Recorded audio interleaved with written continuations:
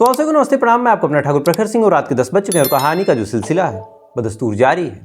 पिछले कई दिनों से सोशल मीडिया हो, चाहे अलग अलग न्यूज़ चैनल हो, चाहे OTT प्लेटफॉर्म हो, इंस्टाग्राम हो, इन तमाम जगहों पे एक ही खबर, एक ही चीज़, और ये खबर बहुत ज़्यादा तेज़ी के साथ वायरल हुई और साथ ही ट्विटर वगैरह पे तो एक ट्रेंड भी चला। एक यूट्यूबर जो शुरू से ही कंट्रोवर्सी में घिरा रहा, अरमान मलिक, उसके ऊपर ये चार्ज लगा कि उसने किसी लड़की के साथ रेप किया, 11 साल की बच्ची को ड्रग्स दिया, उसके बाद उसके साथ रेप किया, और रेप करने के बाद भी वो बिग बॉस जैसे एक रिपोर्टेड रियलिटी शो में पहुंच गया और उसके साथ कुछ हो नहीं रहा, उसको कोई सज़ा नहीं मिल रही। और इसी के साथ कई और खबरें निकल के सामने आई। कुछ आरोप उसकी बहन ने भी लगा दिए, एक और लड़की ने आरोप लगाया कि मेरे साथ भी छेड़खानी हुई।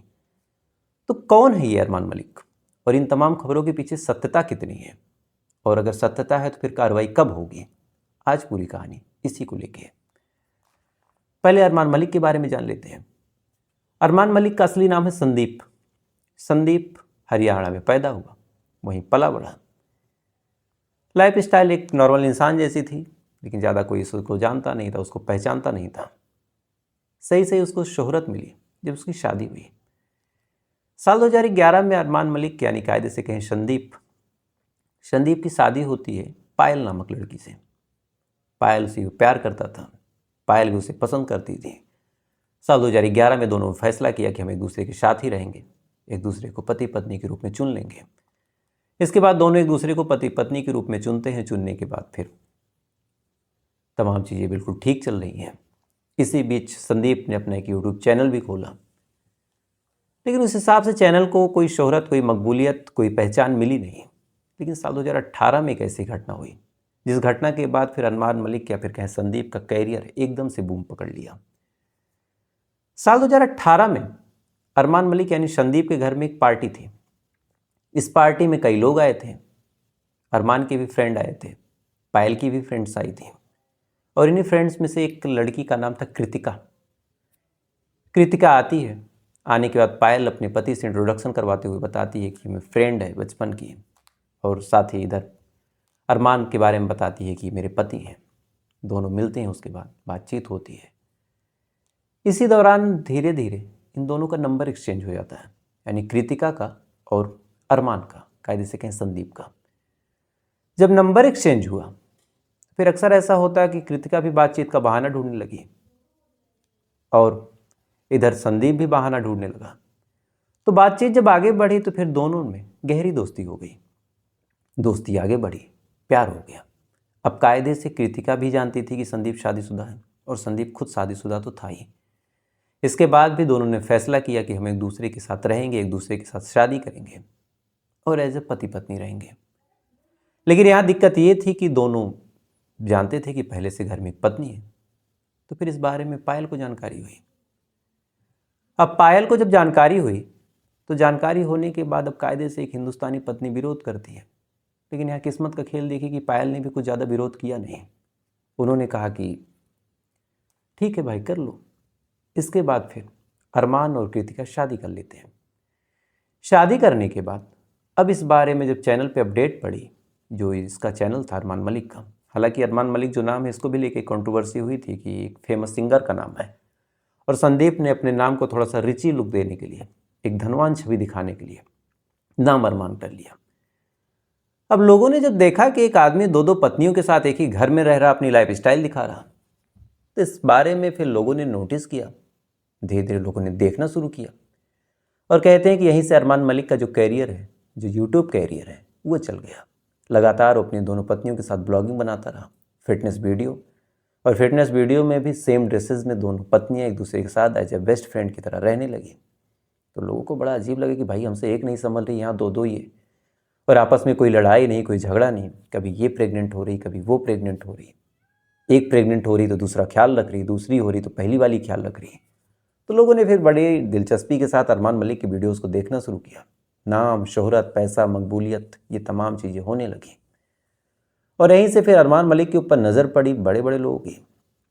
और फिर एक रियलिटी शो आता है बिग बॉस, जिसके होस्ट अभी पिछले साल तक तो सलमान खान थे, लेकिन इस बार अनिल कपूर है। चूँकि सलमान खान एक शूटिंग में बिजी है, ये हुआ कि वो आ नहीं पाएंगे, तो अनिल कपूर खुद होस्ट करने लगे।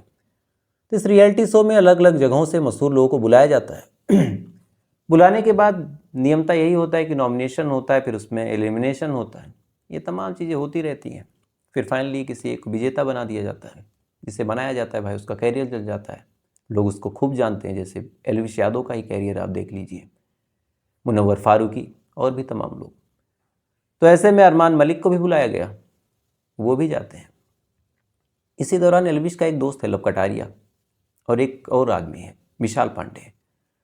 तो विशाल पांडे और एलविश यादव के दोस्त लव कटारिया एक बार बात करते हुए, जो विशाल है वो कहता है कि जो भाभी हैं यानी अरमान मलिक की पत्नी, वो बड़ी सुंदर लगती हैं। अब बिग बॉस में आप जानते हैं कि हर जगह कैमरे लगे हैं, हर जगह माइक्रोफोन्स लगे हैं, छोटी से छोटी बात रिकॉर्ड होती है। तो ये बात रिकॉर्ड हुई और अरमान मलिक के कानों तक पहुंची। जब अरमान मलिक के कानों तक पहुंची तो पहुंचने के बाद फिर अरमान मलिक गुस्से में आता है और विशाल पांडे को थप्पड़ मार देता है। अब रियलिटी शो था, बाहर करोड़ों लोग देख रहे हैं, वहाँ देखते हैं कि पत्नी पे एक कमेंट हुआ, वो भी कुछ वल्गर कमेंट था नहीं, उसके बाद भी थप्पड़ मार दिया। तब लोगों ने कहा कि भाई चलो अरमान मलिक की निजी ज़िंदगी भी हम थोड़ा जान लें, वो कितने अच्छे हैं, क्योंकि उसने कहा अरमान मलिक ने मारते हुए कि तुम औरत का सम्मान नहीं करते। फिर लोगों ने कहा भाई थोड़ा हम इनके बारे में जान लें। तो जब कुंडली खंगाली गई तब कई कहानियाँ निकल के सामने आई। पहली कहानी जिस लड़की के रेप के बारे में कहा गया, तो दरअसल एक लड़की थी लगभग 10 साल की। लड़की के 3 भाई थे, तीनों ने उसको छोड़ दिया था क्योंकि गरीब घर के लोग थे। लड़की भी बोझ लग रही होगी उनको, तो लड़की को अपनी ज़िंदगी चलाने के लिए कुछ काम कुछ धंधा तो करना था, तो फिर क्या करे। तो इसी दौरान पता चला है कि एक फैमिली है, वहाँ पे एक बेबी सीटर की आवश्यकता है। Baby seater in the sense कि कोई छोटा बच्चा हो, उसको पालना और घर में झाड़ू पोछा लगा देना, चूँकि माँ बिजी है। तो फिर लड़की वो चली जाती, 10 साल की बच्ची थी, चली जाती है अरमान मलिक के घर में। जाने के बाद कुछ टाइम तक काम करती है, तमाम चीज़ें ठीक ठाक, पैसा भी मिल रहा था, बढ़िया खाना मिल रहा था। लेकिन एक बार की बात है, अरमान मलिक के घर के तमाम लोग अहमदाबाद गए थे। घर में सिर्फ अरमान मलिक था। उस दिन लड़की आती है, आने के बाद तमाम काम कर रही थी। इसी दौरान अरमान मलिक उसे पकड़ लेता है। पकड़ने के बाद इंजेक्शन के माध्यम से अरमान मलिक उसे ड्रग्स दे देता है। अब ड्रग्स जैसे उसके शरीर में इंजेक्ट हुआ, फर्स्ट टाइम था, लड़की अनकॉन्शियस हो गई, बॉडी आउट ऑफ कंट्रोल हो गई, उसे कुछ समझ नहीं आया। इसके बाद अरमान मलिक उस लड़की के तमाम कपड़ों को हटाता है, उसके बाद उसके साथ रेप करता है। लड़की दर्द से तड़पती है, लेकिन दर्द की वजह से और ड्रग्स का ऐसा नशा कि ज़्यादा मूवमेंट भी नहीं, ज़्यादा मुंह से आवाज़ भी नहीं, ना चीख पाई ना चिल्ला पाई, और कोई घर में था भी नहीं तो चीखने चिल्लाने का कोई मतलब नहीं। लड़की का रेप हुआ, बेचारी डर गई, समझ नहीं पा रही थी किसको बताएं, कहाँ जाएं, खामोश हो गई। उसके बाद उसके साथ फिर सेम चीज़ हुई, और कहते हैं कि कई बार हुई।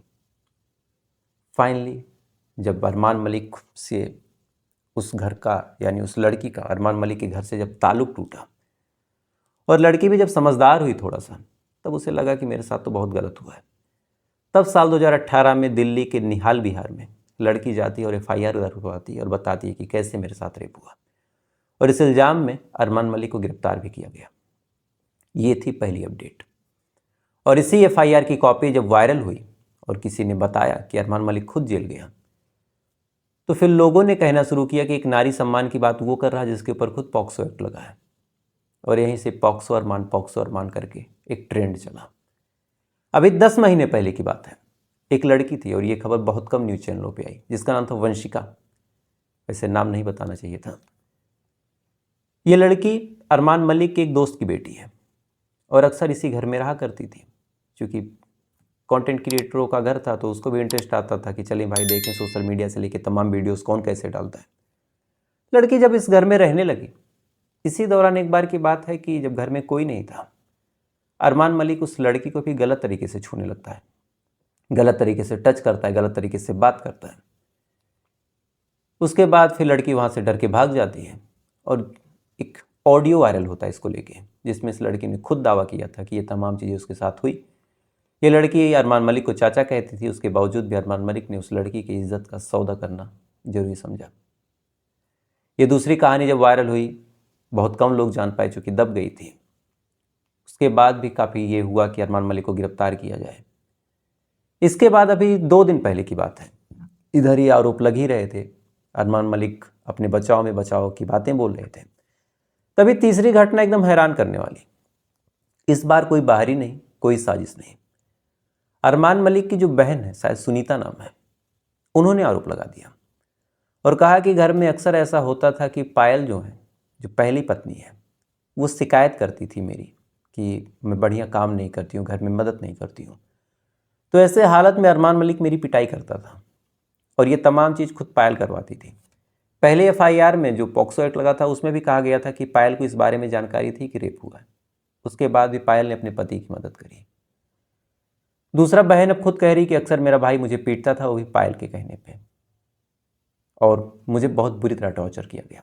तीसरा, एक लड़की ने भी आरोप लगाया कि मेरे साथ बैड टच किया। तो आप सोच के देखिए, एक ओटीटी प्लेटफॉर्म जिसको पूरी दुनिया में करोड़ों लोग देखते हैं, जिससे ये डिसाइड होता है कि 1 साल तक कौन ट्रेड में रहने वाला है, वहाँ पे किसी शख्स को बुलाया जाता है। हम लोग ये दावा करते हैं कि किसी गलत इंसान को चुनाव का टिकट ना मिले, कोई प्रधान तक ना हो पाए।